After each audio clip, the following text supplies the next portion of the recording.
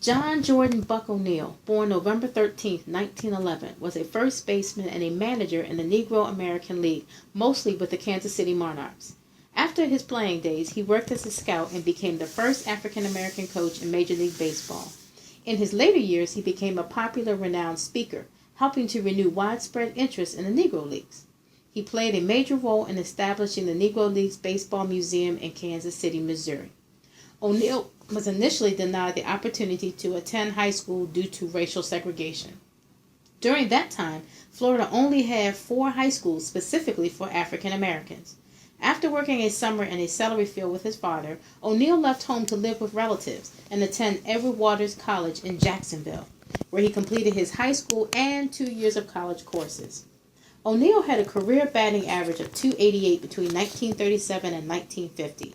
In 1946, the first baseman led the NAL with a .350 batting average and followed that in 1947 with a .305 mark in 16 games. He also posted averages of .344 in 1940 and .330 in 1949. He played in 4 East-West All-Star games in 3 different seasons and 2 Negro League World Series. John Jordan Buck O'Neill, a living legend.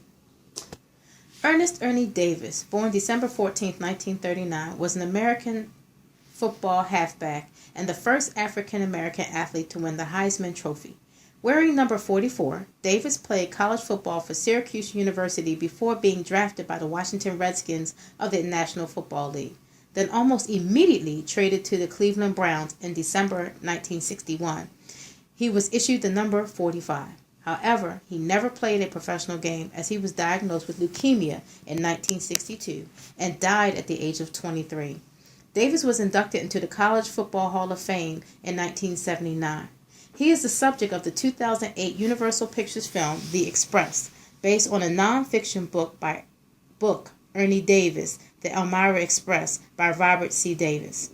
Davis played football for Coach Ben Showalter at Syracuse University from 1959 to 1961 and went on to the national fame in each one of these 3 seasons, twice winning first-team All-American honors.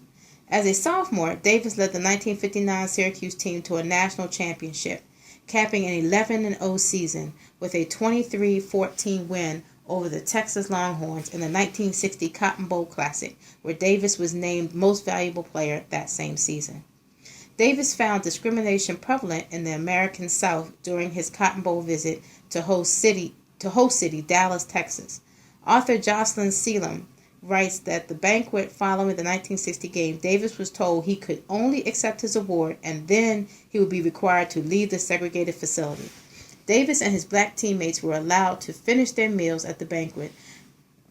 When dessert was brought, a gentleman quietly approached them and told them they would have to leave when the doors were open for the public to dance. The 3 got up to leave, and when the teammates found out, they wanted to leave too, but were told it would only cause a bigger problem, so they stayed. Ernest Ernie Davis, a legend.